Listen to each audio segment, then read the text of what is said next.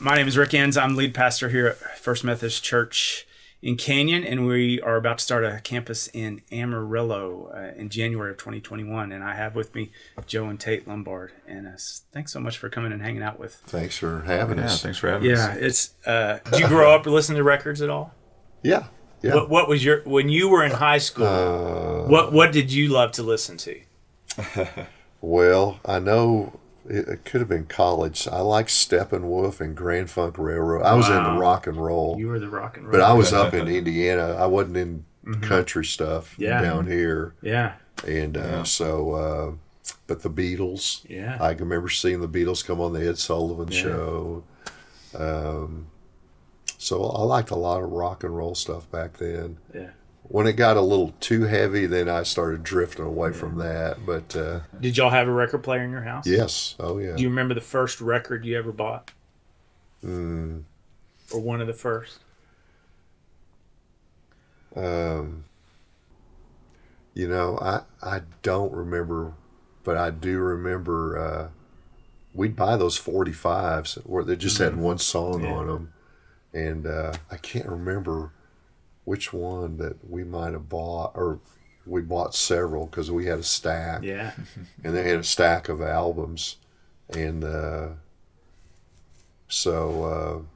but yeah, I can't remember, but it was probably something rock and rollish, I know. And, we had a little Elvis Presley, although he was a little before my time. Yeah. And then I like the Beach Boys. We got into the Beach Boys stuff, so I'm sure Good Vibrations or California Girls was, in that. I wasn't into Lawrence Welk. I always made fun of my parents. They liked that. What's that Lawrence Welk stuff? Exactly. I mean, what kind of stuff is that?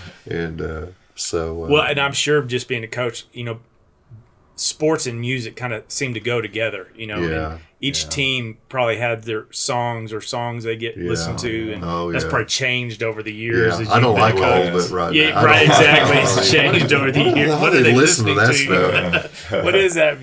That's when you know you're getting old, That's right? like Lawrence Welk to me back then. This is kind of funny. Like we went we went last year and watched Texas Tech men's workout, and we know that we watched other things, but we started adding music to our workouts, and a lot of teams do that now. And that's something. It's a new thing. 5-10 years ago, Joe Lombard wouldn't have that in his practices. No, would I have that in my practice? He's over there cranking the music up during the workouts, and just something different. Like you said, learning and changing and evolving, and But we try to involve music into our. I've watched one of those practices, on TV, and I was shocked by that they had the music. It was like a concert. I mean, when the players are doing something where the coaches aren't instructing them, boom, there's a student manager that's in charge of that. Starts, it's kind of trying to keep the energy level high, I guess, and how music does that.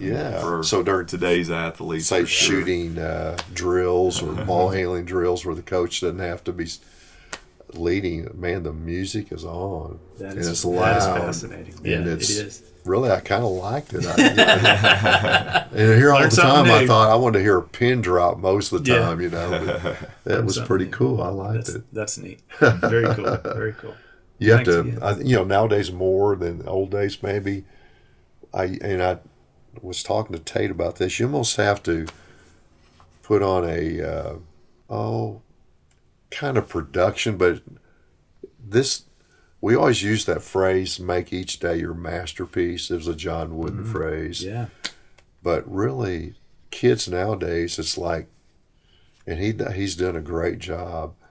Man, you've got to put on a masterpiece there in practice. It's got to be, it's not just the same dull old practice that the old days, that, man, it's got to be some new things and some fire in there, and which I'm sure in the long run is probably a good thing, makes it better. Yeah, that's neat. Very cool. We've been doing a sermon series entitled Get in the Game, and on Nehemiah and what it means to be a leader and what it means to get in the game as a follower of Christ, and how we integrate our life and our faith. And as we were coming up with a series and doing all that and talking about getting in the game, the first people that came to my mind were coaches, and y'all specifically too, because y'all are part of our community of faith here. And so I thought it'd just be fun to interview y'all, talk about basketball, life, faith, all those things. So, and of course, anyone who follows, especially high school sports, knows you've had 26 state championships between girls basketball and cross country, which is amazing. Thanks. Hey, it's been fun. It's been a blessing to be called into coaching, because that's not what when I got out of college, my thing was I'm going to make some money. I want to go into business. And you were a business major, weren't you? I was a business major, and became a part owner of a sporting goods store. And Babs and I had just married. She was coaching. Man, I tell you, I got the call or whatever it was, and my life has been like I never had a job, never worked a day in my life after I did all those summer jobs, in school. But my career has been, I mean, there's lots of ups and downs in coaching, but my career has just been, man, nothing but fun, and look forward to going every day to work. Now, so that's interesting, because you weren't coaching and you hadn't thought of coaching, but you married a coach. I know. And so was Babs really kind of the spark? Yeah, she was, because what I was working every day in the sporting goods from 8 to 6 days a week. But when I could go to the gym and help her with her team, and then just go up there and just play, and Babs said, "Hey, wait a minute, I'm tired of the gym. I want to go home." I was wanting to go to the gym and work out with the kids, and man, I tell you, it's been fun ever since. I mean, it seemed like the perfect fit. I had people in college say, "Hey, you want to grow up and be a coach?" I said, "What? I don't want to coach. I mean, what's that?" I had no ambition to coach until it was 2 years after I graduated that, boom, the switch came on. And so you got to experience the business world and owning a business and work in that. But I guess the saying's true: behind every great man is a great woman. Well, that's right. That's right. We better admit it too, right, Tate? I mean, that's.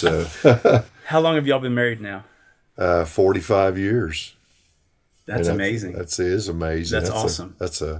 Awesome. That's more than half my life. Yeah. And what's neat?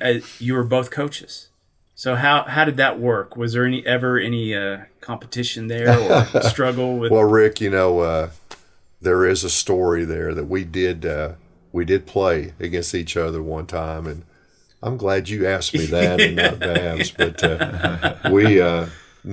our teams were close knit, and it was so weird that my first year of coaching, I had no assistant coach, and then at Christmas, her assistant retired. And so we both went to the state tournament that year, drove our yellow dogs by ourselves, although Sister Adrian from Nazareth was with me on my bus. And we followed each other down the state tournament. She had no assistant coach. And but we were young and dumb and crazy, and it was awesome. But, that year at the Crest tournament, Nazareth beat Hale Center 33-32. So... and the story goes, when I got home, there was a doghouse in the front yard, and it had Happy Sleeping Joe on it. Yeah. Wow. And then I went up to the door. It was locked. She wouldn't let me in, But it was a school board member who had a daughter playing on the Hill Center team.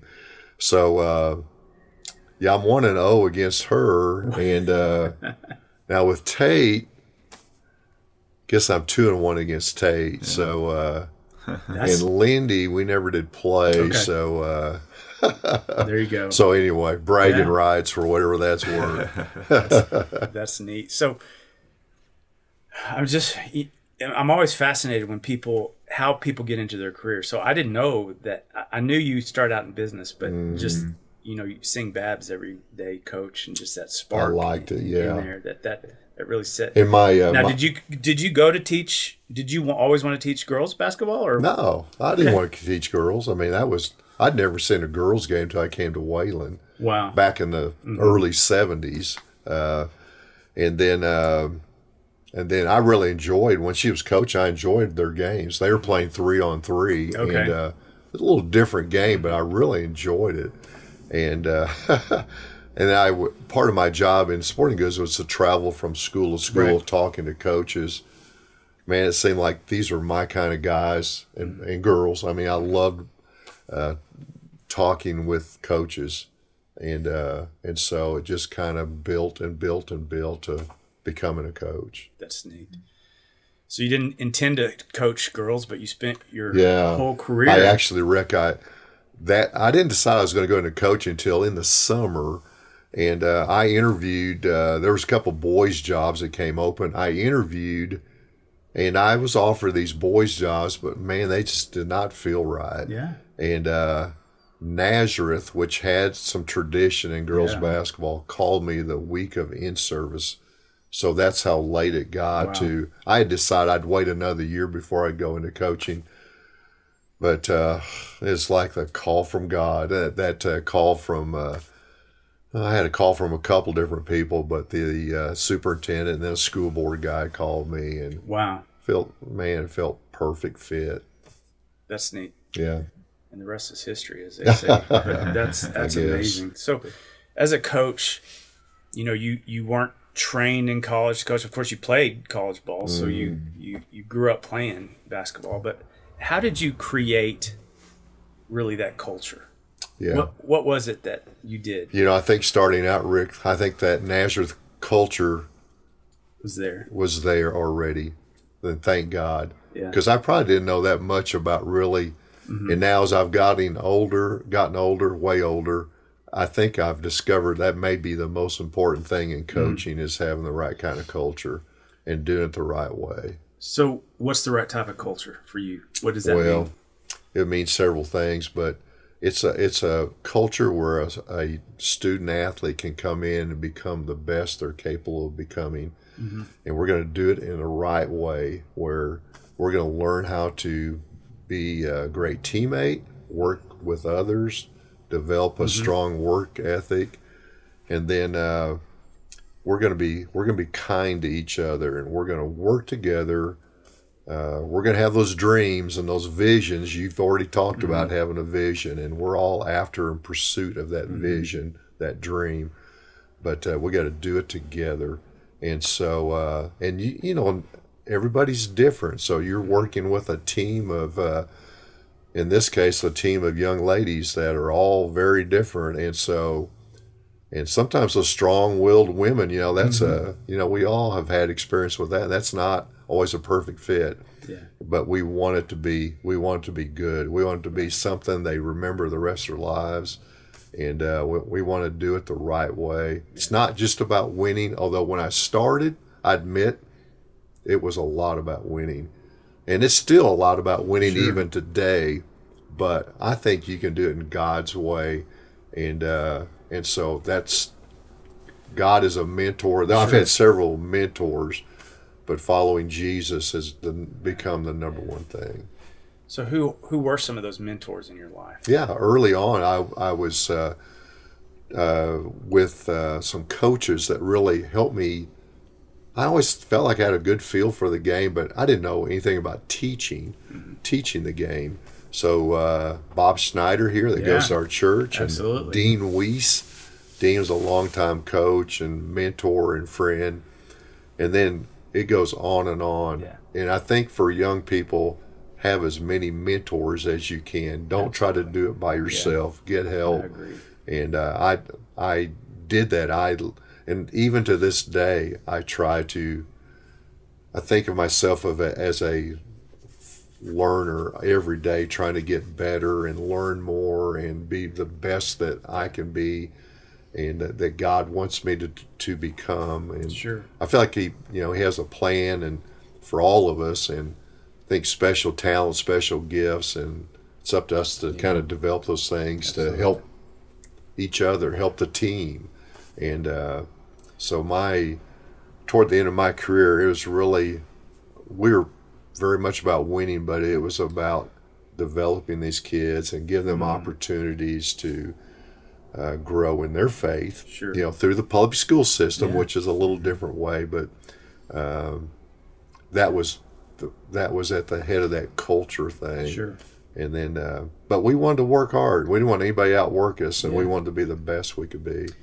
We talked about that even in our sermon series, that when Nehemiah's and the whole city's building the wall, it ain't easy. It's hard work. It ain't for a bunch of sissies. It is not at all. You can't be soft. No, you have to work hard. You got to work hard. So, Tate, what about you as far as, when did you know you want to be a coach?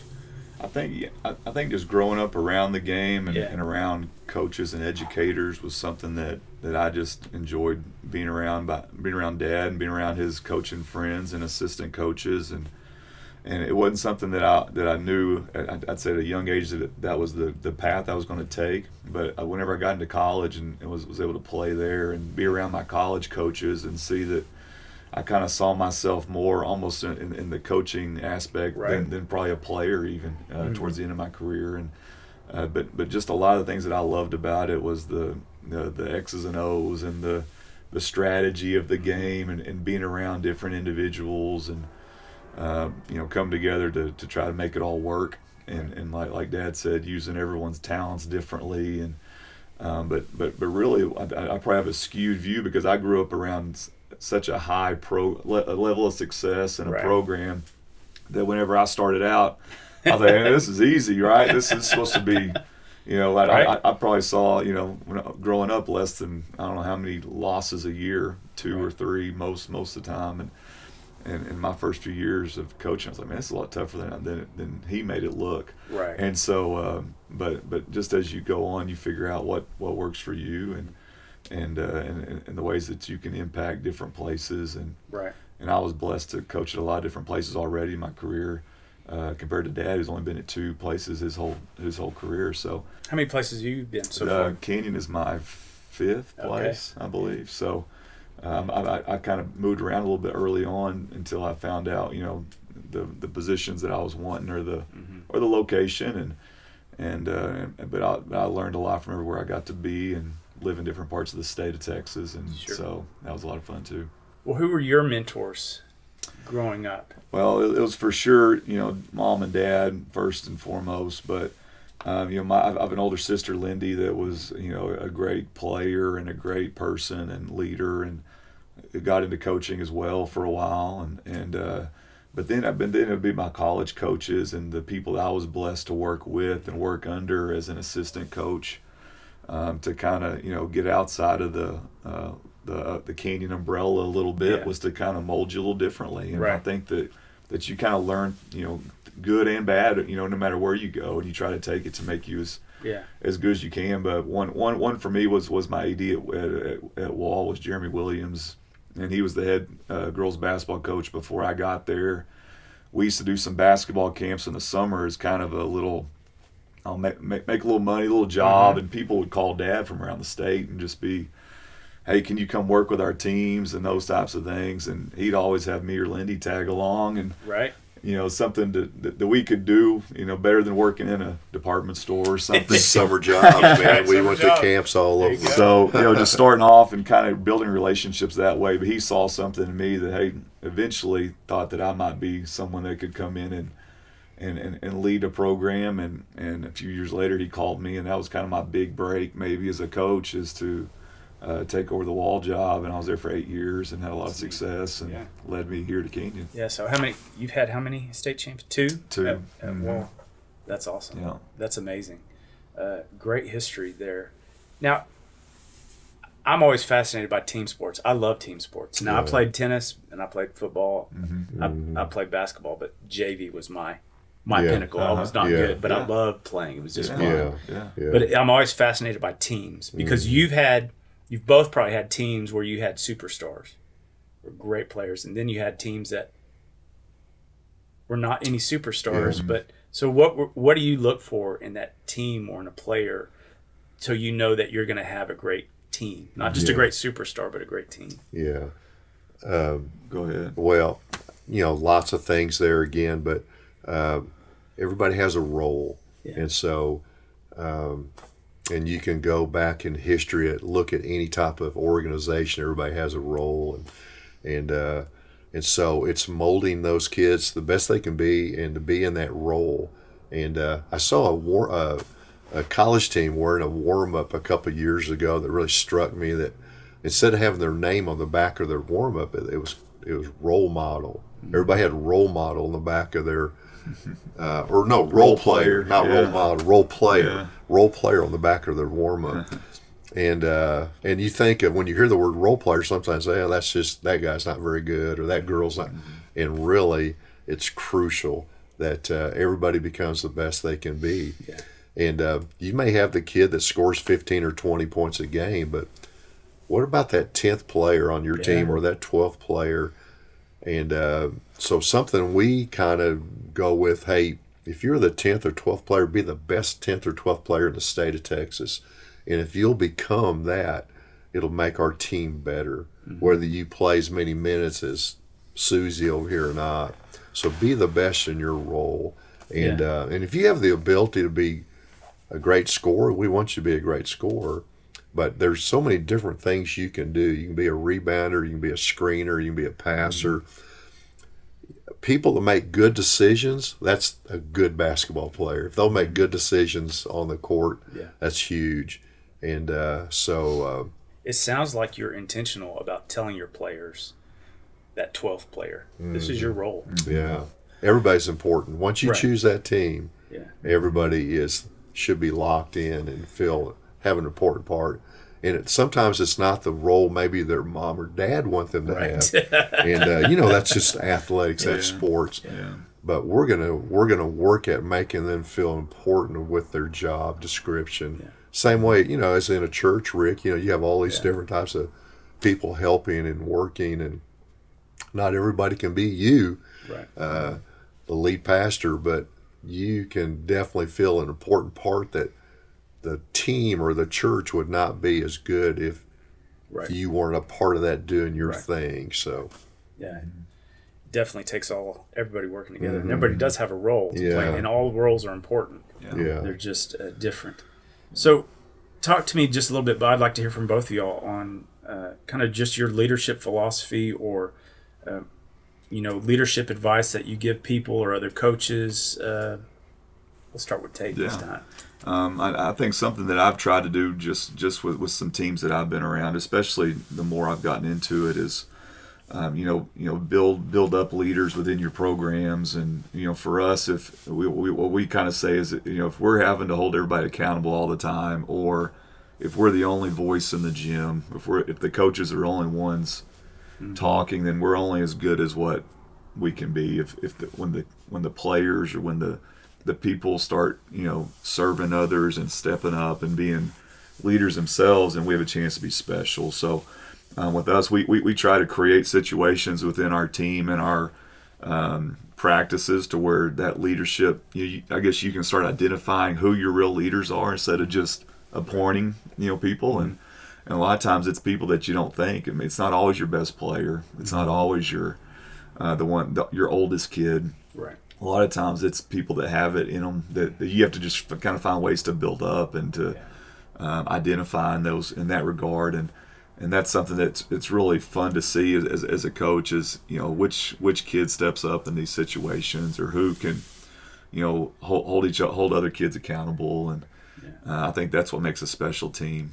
That's neat. Rick, having been being in the business for 42 years and being on committees, church committees, or school things, the type of person I like to follow, if I'm, is the servant leader. And there's there's lots of different definitions of a leader, because a lot of times you'll see these football guys, well, so-and-so needs to step up and be a leader, or maybe in basketball, if he or she will just develop into a leader. A lot of times you wonder, does that just mean being a good player, or does that mean something else? And I think most of the time it means something else. And I think all of us lead. You don't have to talk it so much as you lead by doing the job yourself. How you practice, how you perform your duties speaks volumes. I don't like me personally, I don't like the arrogant know-it-all type leader. although it's good to have those sometimes, I'd rather be in the trenches with the ones that are leading by example. Sure. And so that's just me. That's, like I said, I know there's lots of different kinds of leadership, but for me, sometimes some of that stuff can turn you off. And I like that quiet, humble leader that leads by example and serves others. And sure. That's impressive. So shifting just slightly and talking about our faith, how have you been able to integrate your faith into your life, into coaching? Yeah. And where was it easy and where is it hard? Mm-hmm. Well, one thing that I've done over the course of time is, and I've learned this from other people, but I like to prioritize. And I've been saying this a lot recently, but number one is God or Jesus Christ. Number 2 is your family. Number 3 is your career or basketball for us. And so those 3 things are all going to be intertwined, but Jesus is going to lead me into it, everything. And how I am with my family, Jesus is going to be the head of the table. How I work with my team, Jesus is leading that. But I'm not going to put my team in front of my family, because I think that's as a husband and a father, I think that's a big responsibility, is raising your family and taking care of your providing for your family. Mm-hmm. And so that's the priority, and that comes into play sometimes. Tell me about a time when you didn't take your own advice. Well, it's real easy. When you become successful, or you're trying to be successful, you're going to put in a lot of hours, and you're going to sacrifice family time because you're working extra hours in your job. Mm-hmm. And I could have gone into college coaching, and for me, that was not the fit, because I didn't want to be gone from home. Yeah. And so I wanted to be home and tuck my kids in at night, just that was for me. Now, not for everybody. Yeah. So but what was it about you? I mean, I think you made the right decision, but that's appealing, that next level up. And for you, you said it wasn't right for you. Yeah. What about that time was there ever a time that you were really wondering? Sure, I thought about those things. I think we all do, because we're the lure of more money, or the lure of being the best, the lure of championships, the lure of whatever it is. It's tempting, and I want to be good. I mean, there's no doubt. Sure. I want to be good at my job. I'm going to do the best I can, but my job is not going to be in front of my beliefs and my faith, and what's really important. And a lot of times I call it the big picture.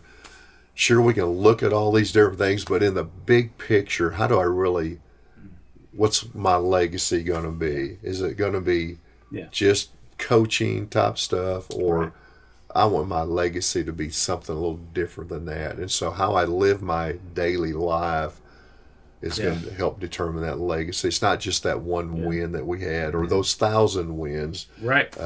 It's how you day-to-day thing, I think. When you've created a legacy in all your wins, in all your state championships, but even bigger, you're still married. You have raised a great family. You have instilled in them. You've been a part of a community forever. And so that's huge. That's bigger than being the coach of anywhere else. What about you, Tate? What integrating faith and or a time that you didn't take your own advice? I think it's just it's all to me, they're all married in, to where like for us, our family was always the team was part of our family. Mm-hmm. Faith was part of the team. It was just kind of where you didn't see a lot of separation once you're in it all the time, and you're walking in it daily. And I'm sure you always get the appeal of, or I say the appeal of, you're always trying to do whatever you can to improve. And if that's more time working, or that's more time, you always feel like you're neglecting one. which is always that's a tough challenge, I think. It is a challenge as a leader, and you always want to do your best, and you feel like you owe your family more time. You feel like you owe your team more time. You feel like you're not spending enough time, in the Bible and reading and doing those things. And so, it's a balance. It's a struggle balance-wise. But, whenever you keep your priorities, like Dad was saying, in order, that helps. I think it gives you confidence too that, hey, what I'm doing is right, and I'm setting time for each thing and making sure that I'm not neglectful in any side of it. Yeah, that's a challenge as a leader, though, when you have a family, when you're successful, to not neglect one or the other, and sometimes you do have to make some sacrifices. Yeah, there's a couple jobs I remember. That I think I might want to be really interested in this, in Tate or Lindy or something. Hey, no. We want to be Eagles. Right. We want to stay here in Canyon. And once you're in a place like this, it's hard to leave. I mean, that it's a great community, great place to be raised, and it's hard to leave a place like here. No kidding. So, Tate, for you, what's it like being in the shadow of your dad? Yeah. I mean, that's... Well, it's just getting in the profession. I guess I didn't really think about it early, but then I think everyone I encountered, and my first job was around Waco, Texas. Well, everyone's got a Joe Lombard store, and he didn't even live down there. Right. The first time I met Joe Lombard, he said this, or he touched my shoulder one time, and we won the next game, and things like that. So there was always, everyone knew who he was. So. But it didn't really bother me, I guess. I was just always, I put him different, and I just I guess I saw him every day, and just the things that I guess just getting in the profession, I had more expectations on myself on how I want to do it than try to, hey, Dad does it this way, so I got to do it this way. Now I do the stuff that we would do. I model after him and after his programs, because even if I wasn't related, why would you not? It's just... But you got to find what fits you best, and there's some things that I'm sure that I do a little differently than him, just because we're different. We're different people. But just like him, I'm trying to take the best from the knowledge that I have and apply it to the next situation and try to make the best decisions there. But coming to Canyon was obviously a whole different world of, instead of just coaching, now you're coaching in that position.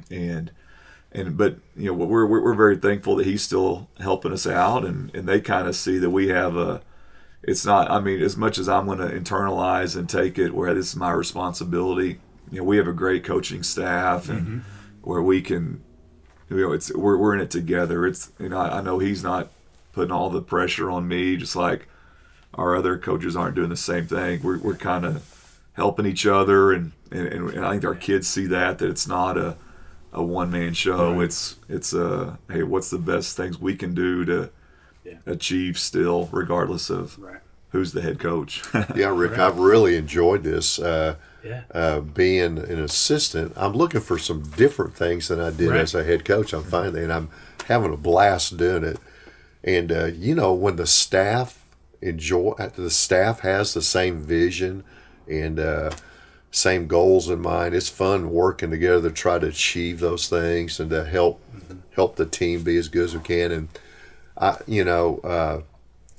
want to have fun every day, and the fun though comes from your planning, your game plan. I know we talked about it a little bit, and it feels good when you can put things and make them work and develop those things together with your staff, because it's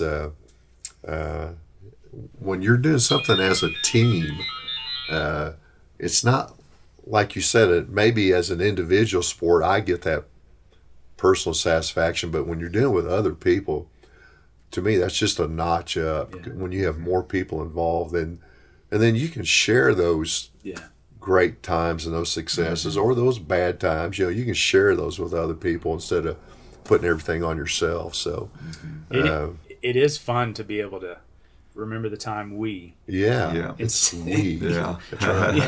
that's something that nowadays in coaching, I think one of the challenges is it's about the team. And so each player is very important But hey, Susie, it's not just about you, it's about the team. And what can you do to help the team be better? And thrive in that position. You have a great opportunity here to help the team. It's not just about you and whether you score so many points or get so many shots or make all. I mean, it's about the team. What can you do to? That's where your value is really at. Yeah. So, Tate, as you were talking earlier about, being in the shadow of your dad, but you're your own coach, and you've taken the best of what you've seen from your dad, and integrated it into what you do, but you have your own ideas and new thoughts. So often, leaders try to imitate another coach, and they don't take into account their own gifts and skills. And you're not your dad, but you can take the best. So what have you taken from your dad, specifically from what he has done, that you've seen would work, whether it's you or someone else?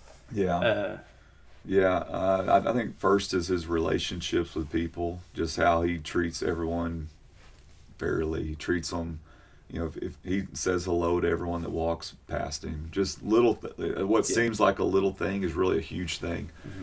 Just the way that he is around the community, around the school. He talked to every kid, he would talk to every custodian, every secretary. I mean, they had their own little relationship there, even if it was just saying hi.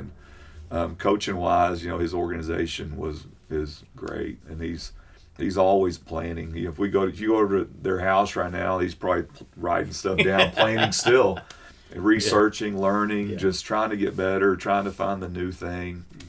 He's not one that's set in how he does stuff, where, hey, we did this in 1985 and we're going to do it for the next 30 years. And that's what we've had other coaches, we have an assistant coach right now that came in, and he's new to our staff, and he's amazed at how, being for coaching as long as he did, that he likes to evolve. And I think you have to, that's the longevity piece. If you have to learn and evolve and find things that are relevant now or new that can help us. And that's what I'm trying to do. I'm trying to open my knowledge of the game to, hey, what can help us and make us better, and not be stuck in the way that we did it this way may not work now. And I think those are a few things.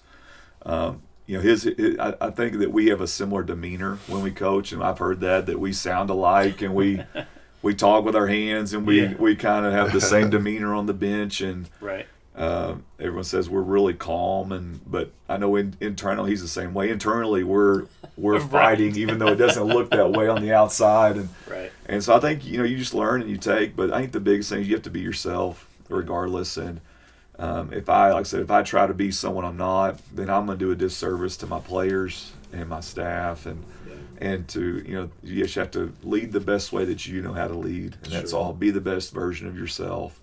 And that's all that we can do. Absolutely.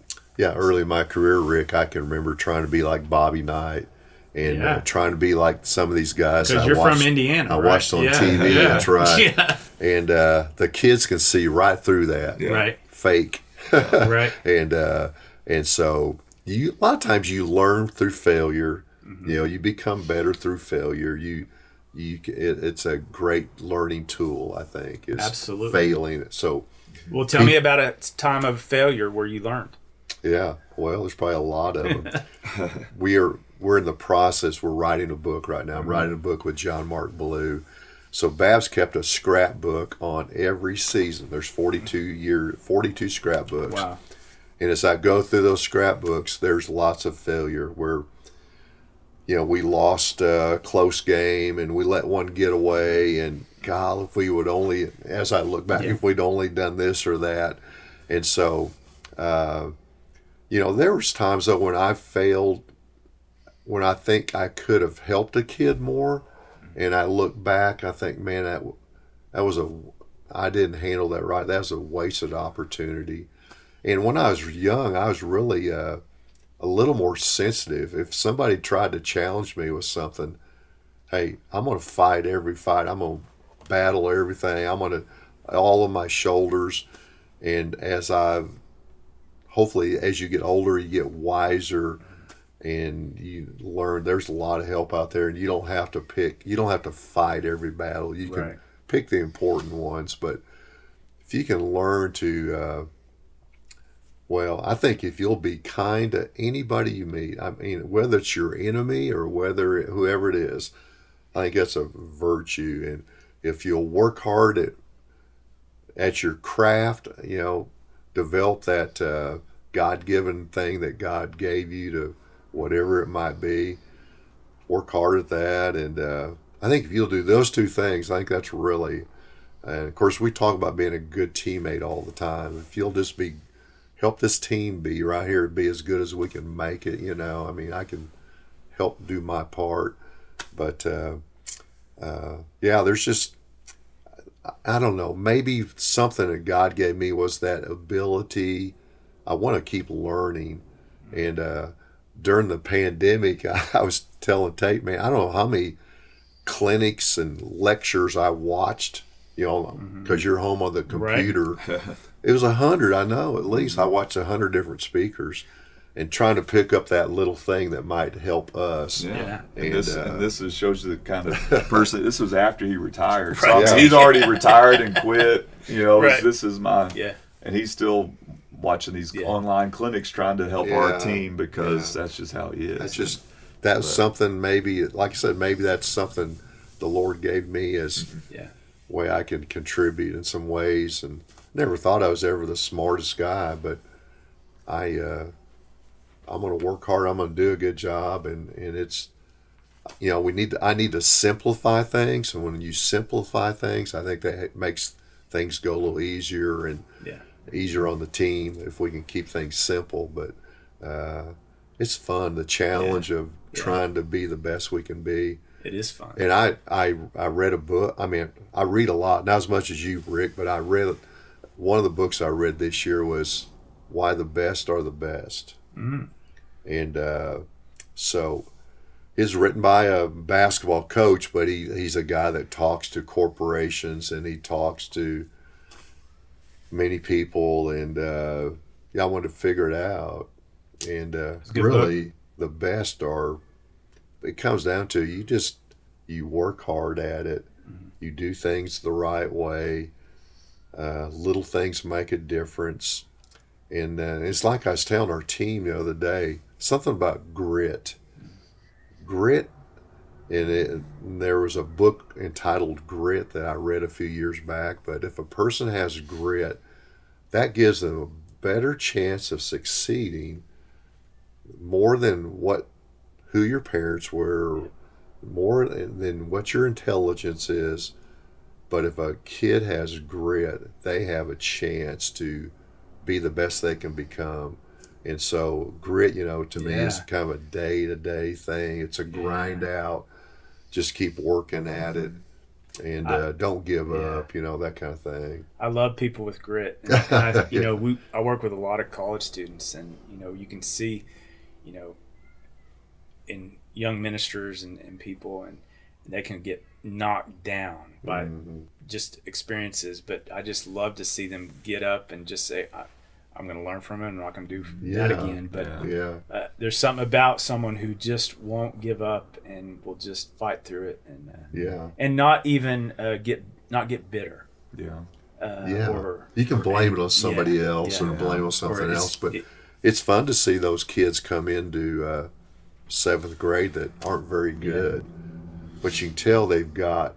In as many years as I coach, a lot of times I can tell little things on what I think the way she's going to turn out by the time she gets into high school. And it's fun to kind of watch those kids develop and become. I think that's one of the things I've always been impressed about what you've done. And I know it's second nature to you, but you've developed players from 2nd grade. Mm. And so it's not just that you're the high school coach.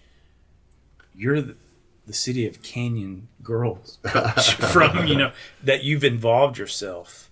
And I know that's second nature, but that's not second nature to a lot of people. Yeah. That they're just waiting until they get to me, and then I have nothing to do with them until. No. But you've involved yourself in their lives and helping them. Yeah, Tate and I have talked about that, but that's kind of your lifeline. in coaching or really in anything Yeah.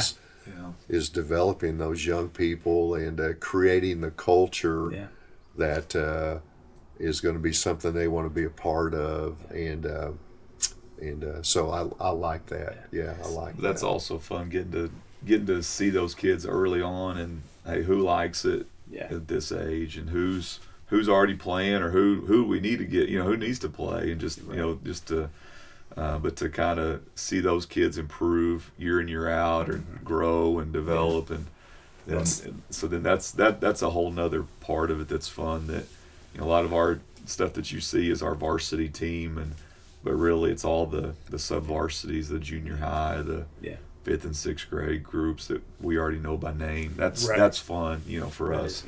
That's very cool. And talent's important, but it's the grit, it's the day-to-day work that really separates, and so it's there's what's that book I read by John Maxwell, Talent is Never Enough, and I talent helps, no doubt, but you can really develop that as you go through the process. You've probably seen people who were talented but never amounted to anything. And you see a lot. You see these stories out there on TV, or and especially in athletics, since that's what I watch a lot of ESPN. But some of them never had. They didn't see that talent themselves, or they wasted it, and where they had an opportunity to be a Michael Jordan or a LeBron, and but some of them got in trouble in high school and didn't take advantage of their God-given gift they had. Well, a couple more questions here to kind of wrap up, but you're talking about being a reader and learning all the time and constantly learning.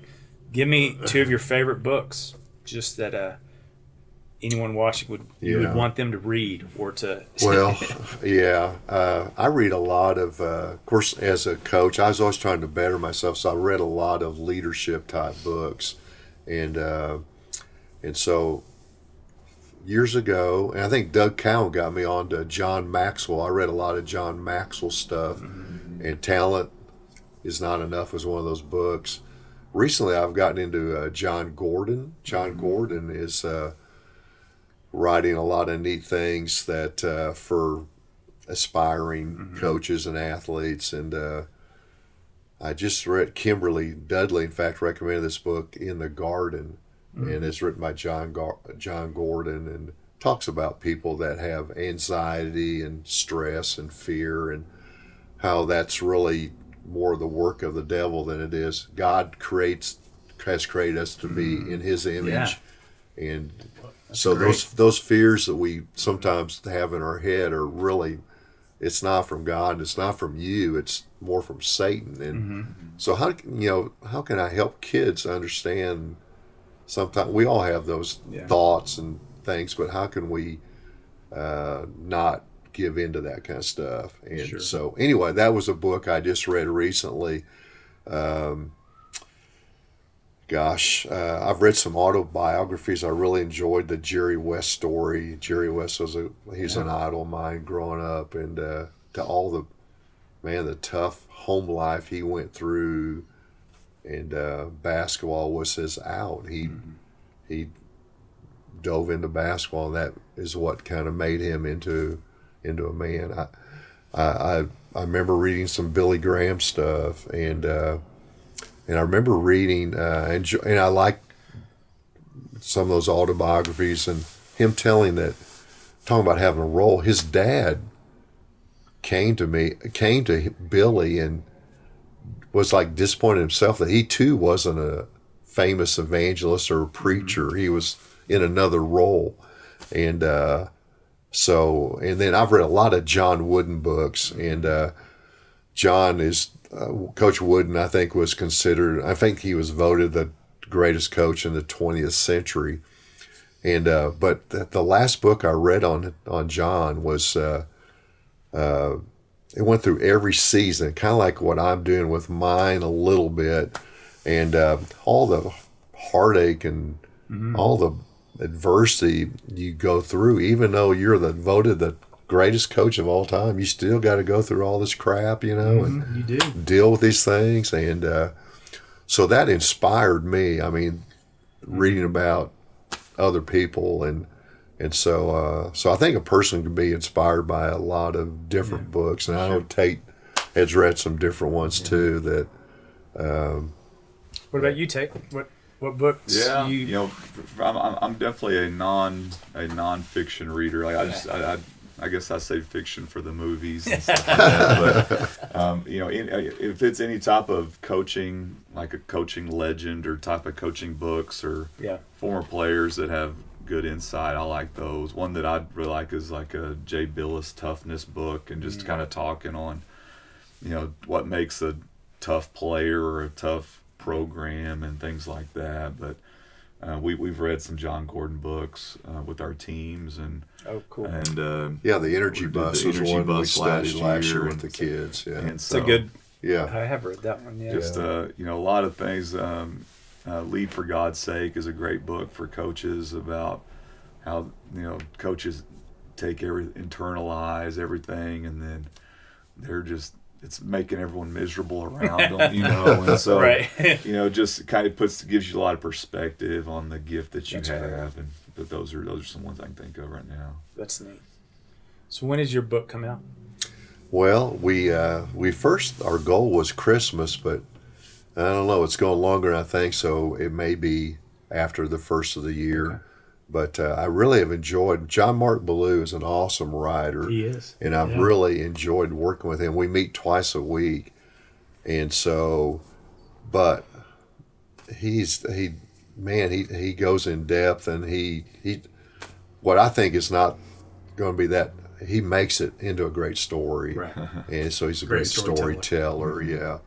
And he's doing a great job with that. So that, and in this book, it's not just about my story or my life, but I'm putting in there things like I have a section there of things I've learned. Mm-hmm. And so he asked me to do 42 years of coaching. And I did 42 things I've learned, and there could be a million things. Yeah, that's great. And then there's tips for young coaches. And then there's Babs and I just did one on being a coach's wife. And that was fun to do. And so we're going to do that. Could be a whole interview in itself, right there. It would be, yeah. That'd be a good one. Brought the spouses in, they're probably a whole different perspective. I might have to do that. So everybody has a story, as you talk about, we all have our own story, and what I thought was maybe semi-boring with mine, I think he's going to make it sound pretty good, and but I want to. The reason I've had people ask me to write a book for a long time. I wanted to wait till I retired, because I didn't want to take away from the team and my focus on the team at the time. But I've really enjoyed it, and it's brought back a lot of things. And Kyle, there's it hasn't just been hundreds of players; it's been thousands of players that you find out you've worked with through basketball camps and besides all the teams and stuff. So. Yeah. It's been a joy putting this thing together, and I hope former players, and I think the average reader might find some things they like in it too. So, absolutely. But it's things I've learned. And the title is more than a coach, and as we mentioned earlier, I didn't want to just be the all-time winningest coach or the one of the most state titles. I didn't want it to. I don't want it. I want to know there's more than that. Right. And I've dealt with the same thing that people deal with, and sometimes I wonder if more on just failure and adversity and not achieving my goal. I've gone through a lot of this stuff, and don't give up. And there is a God out there, and He's pulling for you. And it probably doesn't matter how many games I win for me to go to heaven. I know God wants me to do well, probably, but He's probably not. Yeah, your record's probably not that big a deal. Yeah. Maybe it's more about, hey, Joe, what were your relationships, and how'd you treat other people? Right. And absolutely, how'd you grow in your faith and demonstrate that? And so it took me a while to figure that out. And I'm still working on it, but there's that's awesome. Things out there. I love it. Well, I so appreciate y'all hanging out with me today. Yeah, And, that's for awesome. having us. Thanks. Just Thanks for all you do, Rick. Our church, I mean, your leadership when we went through the pandemic is, man, you should get an Academy Award for that because your leadership. No one is trained for that. Let me just tell you that right now. No one is trained for that. I know as a coach too. It's just like this is nothing we've had to deal with. That's why I turned it over to him. Right, you picked the right time, didn't you, to say we're done? It's a different challenge. It's a different challenge. There's always something new. Challenge, Always something new. But I appreciate y'all's your leadership. You're part of the community. Your faith. You're part of this community, and it's been fun getting to know you over the years. Thank you. And coming back to Canyon too, and getting to know you and your that's family as well. Blessing for our family and all the kids. We've loved it. Yeah, we're excited for the time ahead. Awesome. Well, I'm going to close this in a prayer, okay, and then and we'll go from here. But thanks God for this time together, for these two men, for their families, for their legacy, for who you have called them to be. Thank you that they live their faith, and we just pray that you would continue to guide us every day in all that we do. We give you praise. Amen.